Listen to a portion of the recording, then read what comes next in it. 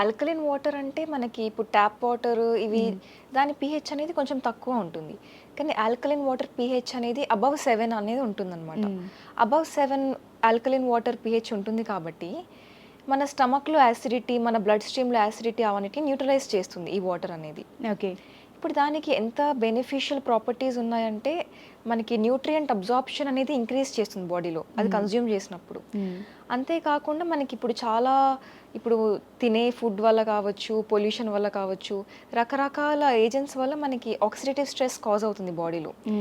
ఇప్పుడు అదంతా ఏమవుతుంది అంటే క్యాన్సర్ కాజింగ్ మ్యూటేషన్స్ అవన్నీ కాజ్ అవుతూ ఉన్నాయి. చిన్న ఏజెస్లో అందరికి క్యాన్సర్స్ రావడం ఇవన్నీ జరుగుతున్నాయి.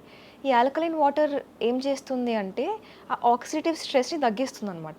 ఓకే. అట్లా తగ్గించడం వల్ల మనకి క్యాన్సర్స్ రాకుండా ప్రొటెక్ట్ చేస్తుంది, ప్రివెంట్ చేస్తుంది క్యాన్సర్స్ రాకుండా. Even heart problems, heart diseases రాకుండా కూడా మనకి హెల్ప్ చేస్తుంది అనమాట. అంతేకాకుండా మనకి ఈవెన్ హైడ్రేషన్ లెవెల్స్ కూడా అంటే ఇప్పుడు దీనికి వాటర్ మాలిక్యూల్స్ చిన్న చిన్నగా ఉంటాయి అనమాట. మాలిక్యూల్స్ చిన్నగా ఉండడం వల్ల మనకి హైడ్రేషన్ అనేది ఎక్కువ మంచిగా ఉంటుంది comparative to the tap water. Okay. కానీ ఇప్పుడు ఈ ఆల్కలైన్ వాటర్ అనేది ఎక్కువ క్వాంటిటీస్లో కన్జ్యూమ్ చేస్తే ఎక్సెసివ్గా ఏమవుతుంది అంటే మనకి మెటబాలిక్ ఆల్కలోసిస్ అనేది వస్తుందన్నమాట.